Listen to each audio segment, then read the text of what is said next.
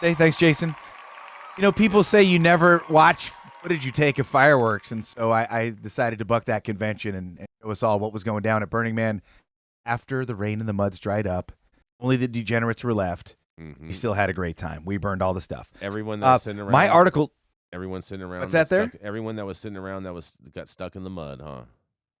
All the people who didn't panic and leave. Yeah, yeah. The real degenerates. Yeah. Boom. There we go. Or everyone that my didn't article, pack a shovel. My article I had summarized today with ChatGPT in the spirit of welcoming our new technocratic overlords. A couple of my friends and we had a talk, and we figured if we always say please and thank you to ChatGPT, that when they take over and enslave us, maybe they'll give us a better gig than most people get. So thank you, ChatGPT. An off-duty Alaska airline pilot nearly crashed a goddamn plane and blamed it on mushrooms. This is ridiculous. An off-duty Alaska Airlines pilot, Joseph D. Emerson, made headlines when he attempted to disable a plane's engines mid-flight. And recent revelations have shed light on the bizarre incident. Emerson told investigators that he believed he was in a dreamlike state and had consumed magic mushrooms. Now wait for this part. Approximately 48 hours before the incident. He'd also been awake for an extended period, exacerbating the situation. In an alarming twist, he tried to cut off the fuel supply to the aircraft's engine while it was en route from Washington State to San Francisco. Fortunately, the quick actions of the aircraft's captain and first officer prevented a catastrophic engine failure. Emerson's behavior escalated as he reached for the fire controls in the cockpit, sparking a confrontation with the pilots. They managed to restrain him before he could pull the handles completely. Emerson's mental state at the time of the incident appears to be a complex interplay of factors. While it's highly unlikely that psilocybin, the active compound in magic mushrooms, would still be in his system 48 hours after use, it wouldn't. Experts suggest that the lingering effects coupled with existing depression and sleep deprivation could have created a perfect storm. This combination might have led to behavioral changes, derealization, which is a sense of detachment from one's surroundings, and even psychotic-like behavior, particularly for someone with pre-existing psychiatric conditions. That's important. Emerson now faces both state and federal charges, including interfering with a flight crew and attempted murder. Authorities believe it was likely a mental health episode rather than an act of terrorism, emphasizing the need for a comprehensive assessment of his psychological state as part of the legal proceedings. Despite this shocking incident, no passengers were harmed. I bet they were freaked out. Thanks to the swift response of the flight crew, everybody was okay, and the airline is reaching out to passengers individually to address their experiences and their well-being. Now, it sounds like this was more this gentleman's mental state, and one thing I would say, just from my own experience that I've seen, is it's not really the psychedelics that are going to do you. It is sleep deprivation. Sleep deprivation is incredibly dangerous. It can cause hallucinations. It can cause all kinds of wackiness with your brain chemicals, and apparently it made this dude think he could turn the plane off and everything would be all right. I'm a little bit sad that it's got this article has gotten such major play with the tie to mushrooms, where it really hasn't. The guy wasn't on mushrooms at the time, but Jason and Yara, I would love to hear what you guys have to add to and say about this. This is Matthew St. Germain on a frantic ass Monday for the High at Night. I mean, Matthew, are we just going to call this mushroom madness to correlate with reefer madness? No. I think this mushroom wasn't madness. the mushrooms. This dude was a loon. Madness. This is mushroom madness, bro. I can't. Well, it just highlights the fact that a lot of people. That's what I'm saying. A lot of people. On the one hand and on the other hand, first of all, I need to thank you for your explosive news article. It was very illuminating, and and I can appreciate it. And when the smoke clears from your background, let's talk about that on the one hand and on the other hand. Okay, on the one hand, I remember being at Reggae on the River on mushrooms as a young 20-something and watching somebody else on mushrooms decide to jump off a cliff, and they didn't do so well because they didn't make the water and it didn't work out so well for them, and they died. They died, and it ruined my trip, right? So I've always been a little You're such a Debbie Downer. I've had a healthy fear for psychedelics and the choices that could be made while on psychedelics. I don't think we can put all plant medicines in the same categories. Go take Dartura and trip for 3 days and then come back to me and tell me if you think it's the same as smoking a little bit of cannabis, right? Very, very different worlds, very, very different impacts, very, very different risks of not being supervised while on a psychedelic journey, for lack of a better word, right? So there's that part. The second part of it is I have never in my life heard of anybody who 48 hours after consuming any amount of psilocybin was still under the influence of psilocybin. I am not a doctor. I don't play one on TV. I do play one in the master bedroom Thursday nights and Sunday evenings at 4:30 Sunday p.m. evenings. Hey now. But I just don't buy this defense. Ultimately, everybody is responsible for their own behavior, and I get it. But I've had some trips, and at no point in any of the trips that I had when I was a wayward youth did I ever think like, let's kill the jet, let's kill the engine, like those thoughts are not necessarily thoughts that come up for any person who's under the influence of psilocybin, in my opinion.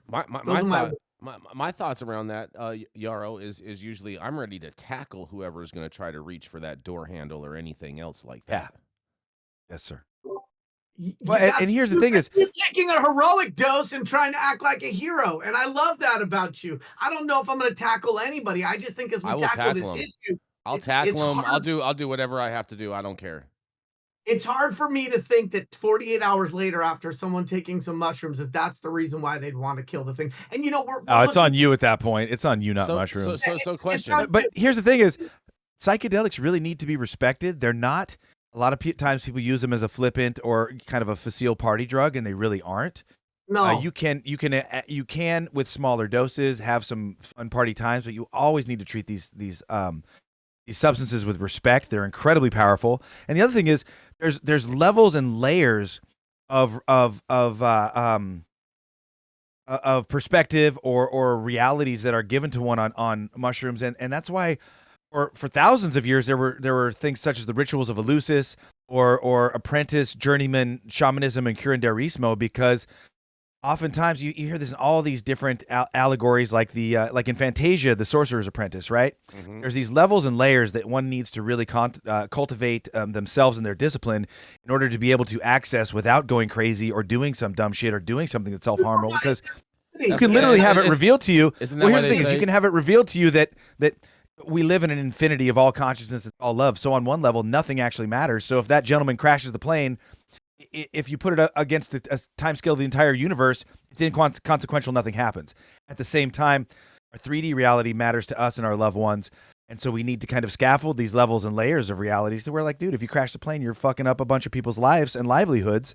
And it's a horror. And so a lot of this comes back to personal work, need for psychedelic big brothers and sisters and mentoring, need for people with existing psychiatric symptoms to seek therapy instead of self-medicating through psychedelics. And it becomes a much bigger conversation with a lot of nuance. Is that why they say there's levels to this shit? Straight up, bro. Okay.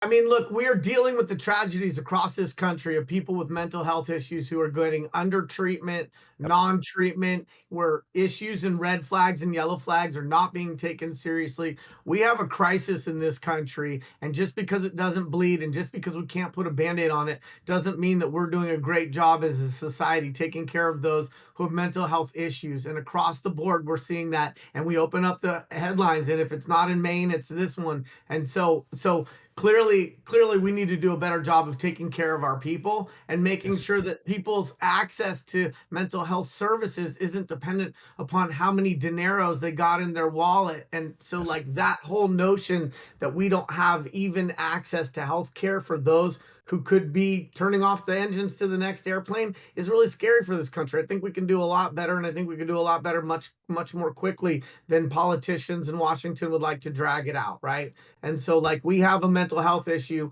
and we see it across the country time and time again. Crazy young guys going into schools, shooting up people, or fucktards trying to turn off the engines to an airplane. We definitely need to think about how we take care of our society, because we're not doing it the way we need to. Agreed wholeheartedly. I think that's the biggest thing is we're seeing so many people alienated and not feeling compassion, not feeling a part of society. And when you don't feel society rising up to meet you and embrace you with compassion, then you get self-harm or you get harm for others. And we just continue to see this with guns, with knives, without either, with cars, in all of these.